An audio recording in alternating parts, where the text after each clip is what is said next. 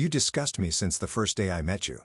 My daughter-in-law sat at the engagement dinner. I smiled and waved at the host. Then a video started playing in the hall and she froze at the table. The banquet hall was drowning in white lilies and vanilla-scented candles. I sat at the center of the head table, my dark green velvet dress brushing against the crisp linen of the seat. I could feel the eyes of 50 guests tracing the silver in my hair, watching to see what kind of mother I would be. What kind of mother I had been. My hands rested neatly on the table folded over the embroidered napkin. They did not shake. Sienna stood. She clinked her glass with the side of her spoon not gently and cleared her throat like a performer ready for applause. I have something to say, she announced loud enough that even the waitstaff in the back paused. My son Logan sat beside her chewing shrimp, as if he hadn't heard her tone, as if it were just another dinner. I've held this in long enough, she said, but tonight, I need to speak my truth. Her voice carried even over the low hum of string music playing through the speakers. You disgust me. A silence fell like a dropped curtain from the first day I met you. Nor as she continued, her eyes locked on mine. I knew you were going to be a problem. The champagne glass in her hand glittered. Her dress, white tight, too bridal for an engagement dinner, reflected the light like polished bone. A few gasps came from the tables. Others turned away suddenly interested in their forks. I didn't move. I didn't speak. I looked at her the way I might watch a dog barking at its own reflection. I can't live with you anymore, she said, turning slightly toward Logan. And after the wedding, you're not living in the house. It's ours now. We need space for our children, our future, not this. She gestured at me like I was a broken clock left ticking in the corner of someone else's life. Logan didn't lift his head. He wiped his mouth with his napkin and looked at his plate. Whispers started. Mrs. Harris from across the street raised a hand to her lips. Mr. Ortega, who cuts meat at the local grocery, clenched his jaw so tight I could see the muscle jump from where I sat. No one stood. No one defended. She just sits there, Sienna added laughing, as though this were an anecdote about a neighbor, not a mother. She drags her feet in slippers and clatters pots around at 5 in the morning. It's like living with a ghost. I stayed still. That's what she wanted to shake something out of me. Rage, tears, shame. But I've played dead before to survive. She's had her time, she said, stepping closer. She raised her child. That part of life is over. It's time for her to make room. I looked at her for a long moment. Her confidence was blooming into cruelty right in front of everyone and still no one interrupted. I heard the second hand of the hall's large wall clock tick twice. Finally, I smiled. A small smile. Careful and close-lipped. The kind of smile that waits for the wind to change. And then I raised my hand just slightly and gave a quiet nod to the master of ceremonies who stood at the far end of the room near the sound booth. He nodded back. They had no idea I'd been preparing for this night for months. 5 years ago, the house was full of silence, but a softer kind. The kind that comes after a long life shared. My husband Charles passed away on a Tuesday morning with my hand in his. I still remember the way his fingers twitched just before they went still. The nurse had stepped out to adjust a machine. By the time she returned, the machine no longer mattered. I wore black for 2 months and gray for another 3. People from church brought over casseroles and offered empty kindness. But it was Logan who filled the kitchen with warmth again. Every Sunday without fail, he arrived with coffee and a paper bag of blueberry bagels. We'd sit by the window in the kitchen where the light came through at just the right angle to make the dust look like snow. And he'd talk about work or traffic or the strange things people did at the hardware store where he managed deliveries. You're not alone, Mom, he told me once, wrapping his fingers around mine. Dad told me to take care of you. And I will, always. I believed him. Maybe because I wanted to. Maybe because he said it the same way Charles used to say things like, it was already done.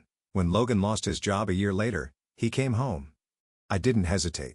I told him the guest room was his, the fridge was his, the house was still his. It's just temporary, he said, voice hoarse with embarrassment, until I find something new. I nodded. That was all I needed to hear. For the first few months, it felt almost like a blessing. We watched old westerns in the evenings, made popcorn in the dented pot Charles never let me throw away. Logan helped with groceries, fixed the leaky faucet in the back bathroom, painted the front porch when the wood started to splinter. Then she showed up. He met Sienna at a friend's engagement party. She was 25, working as an office assistant for a local real estate attorney. Her family had money, old money, from a string of rental properties and some chain of bridal boutiques. The first time he brought her over, I noticed she didn't sit back in the couch, just perched on the edge like the upholstery might stain her dress. She smiled at me with lips that didn't move above the teeth. It's so quaint here, she said. Looking at the faded photo frames lining the mantel, feels like stepping into history. After she left, Logan laughed. She's just not used to older homes. She means well. I nodded again, but something inside me pinched. Soon the bagels stopped arriving on Sundays. Logan stopped fixing things around the house. Instead, he started suggesting changes. New furniture, a different wall color, fewer knickknacks. Sienna says the place feels cluttered, he told me one night, as if that explained everything. It wasn't long before he started repeating her phrases like gospel.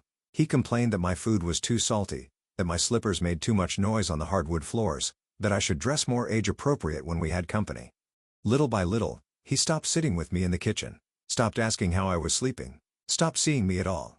And then one afternoon, I walked into his room to collect laundry and found the envelope that would undo everything. I had gone into his room with a basket of clean laundry and a headache. The sheets were still twisted from the night before the blinds drawn, even though the afternoon sun could have warmed the whole room. Logan was out running errands, he'd said, and I figured I'd put his clothes away before he came back. Old habits.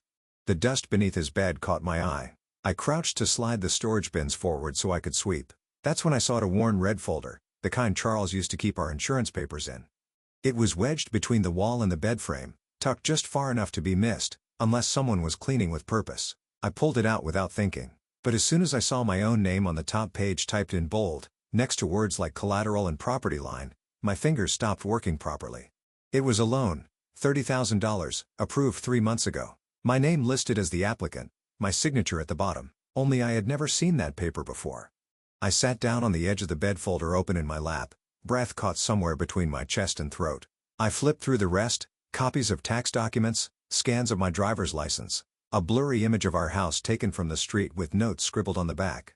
Appraised value 1 to 70K, keep updates minimal until ownership transfer. Beneath that, a letter, handwritten in Sienna's looping script. Logan, my parents are fine with the plan. Once the wedding's over, your mom can't live there anymore. Start looking into assisted living, nothing fancy, just somewhere with supervision. If we sell her old furniture, we can cover the first couple of months. Don't feel guilty, it's the cleanest way to handle this. There was no signature, just a heart drawn in pink ink. I thought maybe that was the worst of it. That surely no more harm could fit into one folder. But then, tucked into a side pocket, I found a small receipt, equipment rental from an electronics shop, and a list of dates. Audio files, it said. I opened my laptop and plugged in the USB drive that had been taped to the back of the folder. The first recording started mid-conversation. My voice clear as glass. I've got about $3,000 set aside in the drawer under the kettle. It's emergency money for funeral expenses or, well, you never know. Then Logan's voice. Yeah, smart mom, don't worry, that's safe with me. I pressed pause. My hand hovered over the trackpad. My stomach was cramping like I'd been kicked. He had been recording me in my own house, my own kitchen, with no warning, no reason but to catalog my words like ammunition. I closed the laptop and sat there, folder still open, heart thudding too fast to keep up with my thoughts. I wasn't just being pushed out, I was being prepared for removal. And that's when I knew I couldn't let them decide what happened to me. The next morning, I sat at the kitchen table long before the sun came up, my coffee gone cold beside a folded napkin. I couldn't stop smoothing with my fingers. I waited until I heard Logan leave for work, a warehouse job he picked up 2 weeks earlier. And then I reached for the yellowed address book I kept inside the pantry. Mr. Ellison's number was still there. Charles had trusted him with everything from our wills to the deed on the house. I hadn't spoken to him in over a year. Is this Nora Wells? He asked, voice gravelly with age but still sharp. Yes, I said, my throat tightening. I need to speak with you privately. It's important. Within 2 days, we were sitting in his quiet office above the old pharmacy downtown, the same place Charles and I had signed our first loan papers 3 decades ago. I handed him the folder. I didn't cry. I didn't even flinch. He read everything in silence, nodding once in a while, adjusting his glasses. When he looked up, his eyes were heavy. We can build a case, he said, but it'll take care and time. I don't want revenge, I told him. I want protection. And that's what we built. We rewrote the will first. Logan was removed entirely. Every dollar, every possession, every corner of my life redirected to a children's shelter across the county line, the same one Charles used to donate to each Christmas. It felt right. It felt clean. Then came the equipment. Tiny audio recorders that could be hidden in books or coat pockets. A small camera that looked like a decorative wall hook. Mr. Ellison showed me how to activate each one. Every night, I labeled the files by date. Every morning, I listened for evidence. Logan and Sienna made it easy. They talked freely when they thought I wasn't listening. They mentioned price quotes on my furniture, deadlines for when the old woman would be out of the way. They even joked about how I had no clue. I gave them what they expected. I shuffled slower. I nodded more. I told Sienna I was thinking about downsizing and asked Logan to help me look at nursing homes. Only Grace saw through it. She stopped by one afternoon with a plate of lemon squares and didn't leave until I told her part of the truth. "You sure you know what you're doing?" she whispered. "I've never been more sure," I said. And when the engagement dinner invitation came a week later, I knew exactly how the story would end. Logan broke the news casually, like he was telling me the weather had cleared. "Sienna and I set a date," he said, buttering toast one morning without looking up. "We're having an engagement dinner in 3 weeks. She wants it to be formal." I nodded as if this was expected. He cleared his throat. "She also wants you there. It'd mean a lot if you came." I smiled just enough to be polite. Of course, that night I called Mr. Ellison. "I need one more favor," I told him. "I want to make a video, something they'll never forget." The video editor he found was a quiet man named Derek, who worked mostly on divorce depositions. He didn't ask questions when I handed him the recordings, just nodded and said, "I've done worse." We met 3 times in a borrowed office at Mr. Ellison's firm. I gave Derek a flash drive with Logan's baby pictures, his first birthday kindergarten graduation, him on Charles's shoulders at a 4th of July parade. Derek blended them with soft music and titles like A Mother's Love. Then the tone shifted. He overlaid the next segment with audio Logan's voice saying, "I wouldn't know what was happening." Sienna laughing about selling my belongings, phrases like she already signed. "She can't back out now." He paired their voices with time-stamped screenshots, scanned bank documents, and the pink ink letter I had nearly torn in half. The final slide was plain white text on a black screen. "This is the truth about Logan Wells and Sienna Moore." Derek sat back when it was done, eyes tired. "It'll play clean. I've got it timed to cue on a click." "Good," I said. When Logan asked if I wanted to say a few words at the dinner, I shook my head. "Just a short video. A surprise," I said. "Something for the memory books." He looked relieved. Sienna didn't ask a single thing. The night before the dinner, I laid out my dress, dark green velvet. The one Charles always said made me look like I walked out of a novel. I polished my mother's old pearl earrings and set them on the vanity. Then I stood in front of the mirror, stared into my own face and said aloud to the quiet room, "Tomorrow I stop being silent." And that next night when I stepped into the hall, I wasn't anyone's mother. I was something else entirely. The banquet hall shimmered with soft gold light strung above linen-draped tables. Glasses clinked. Heels tapped across polished floors. Laughter floated up toward the ceiling. I sat between Logan and Sienna at the front table, smiling like any mother would on a night like this. Sienna stood lifting her champagne flute. Her dress clung to her like a secret. "Thank you all for being here," she began, voice smooth and bright. "We're so lucky to celebrate this next chapter with our closest friends and family." The room quieted. She turned to face me, her smile still painted on. "And I want to give a special thanks to Nora, my future mother-in-law. She's shown so much courage and grace in making space for our new life together." Her tone dipped just enough to draw attention. Not every woman her age would be so self-aware and willing to step aside. A few guests glanced at me, unsure how to react.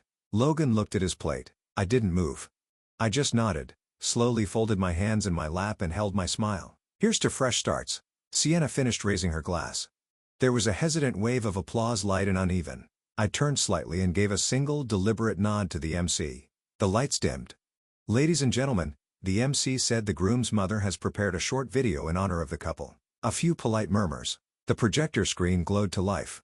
The music began gently, photos of Logan as a baby, a toddler at the beach, blowing out candles in the backyard. Guests smiled. Some whispered fondly. Sienna relaxed beside me, the edge of her mouth curling up. Then the music changed. The next photo faded to a scanned document, my deed stamped and notarized with a different signature pasted over mine. Then Logan's voice. "She won't even notice. She doesn't check her mail." A ripple moved through the room. Sienna's voice followed. "Once she's gone, we can sell most of it. Furniture, antiques, whatever. She won't be needing any of it at that place." Someone in the crowd gasped. Sienna started to rise from her chair. Logan reached for her arm. I placed my hand gently on his sleeve and leaned in. "Sit," I whispered, my voice clear, low. "You said you wanted unforgettable." The video kept playing and the silence in the room turned into something heavier than sound. When the final clip faded to black, the room stayed quiet for a long moment. No music, no murmurs. Just the soft hum of the projector cooling down and the sound of forks abandoned mid-meal. I rose from my seat. "For 35 years, I said, turning to face them, "I was a mother, a wife, a woman who gave everything she had to the people she loved." My voice didn't shake. "And tonight, I am something else entirely. I am a woman who refuses to be discarded." All eyes were on me, but none mattered more than Logan's. He looked stunned, as if the face in the recordings didn't belong to him, as if this moment hadn't been earned over years of quiet betrayal.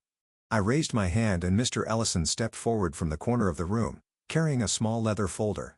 "This is Mr. Ellison," I said, "my attorney. He worked with my late husband for over 30 years. Tonight, he will help clarify a few things." Ellison opened the folder and began. "We have verified documentation proving Logan Wells committed mortgage fraud, including forged signatures on a home equity loan using his mother's property as collateral. In addition, we've collected over 20 hours of recorded audio that demonstrate a coordinated effort between Mr. Wells and Ms. Moore to remove Mrs. Wells from her home for financial gain." He looked up, his tone cold. "All legal steps have been taken. The bank has been notified and I stepped back in. And as of last month, my will has been revised. Logan Wells is no longer my heir. Every asset, every dollar, every square inch of that house will go to the Riverton Children's Shelter." Gasps. A chair scraped the floor. Logan stood, his hands trembling. "Mom, please, can we talk about this? Just the two of us." "No," I said, looking him in the eyes. "No more private conversations. No more hallway whispers. No more pretending." He opened his mouth, but I raised my hand again. "You're not my son," I said quietly. "You're a stranger who lives in my house illegally." And that night, beneath the shimmer of gold lights and stunned silence, I turned and walked away from him for the last time. They left without saying goodbye. Logan kept his head down. Sienna marched ahead of him like she still had something to salvage. The guests parted for them in silence. The way you step aside for a mess you don't want to track into your own home. Mr. Ellison and I stayed until the last glass was cleared, until every whisper had faded into the night. In the days that followed, neighbors came by with casseroles, cards, even a bouquet of garden roses from Mrs. Harold across the street. Grace brought over paint samples and sat with me on the porch while we picked out the shade that would become my new kitchen walls, bright yellow, like warm morning light. The locks were changed within a week. The fraudulent loan was canceled after the bank reviewed the evidence. Mr. Ellison made sure every thread was clean and closed. Logan's name was scrubbed from everything. I booked a train to Santa Fe on a quiet Tuesday, packed one small bag, and left before the morning news aired. I stayed in a modest inn and walked through open-air markets with a paperback novel tucked under my arm. One evening, I joined a local book club that welcomed me like I was someone worth knowing, not someone to be managed. When I came home, the house felt lighter, empty in the best way. I painted. I cooked what I liked. I sat by the window and remembered who I was before everything blurred into sacrifice. Months later, a letter arrived. Logan's handwriting on the envelope, careful and too familiar. I opened it. He asked for forgiveness. I read it once, then folded it, and placed it in the drawer where I keep the spare light bulbs. Forgiveness doesn't mean returning to pain. What would you do if your own child planned to erase you? Would you choose revenge or your freedom? And can dignity ever be taken if you choose to fight for it?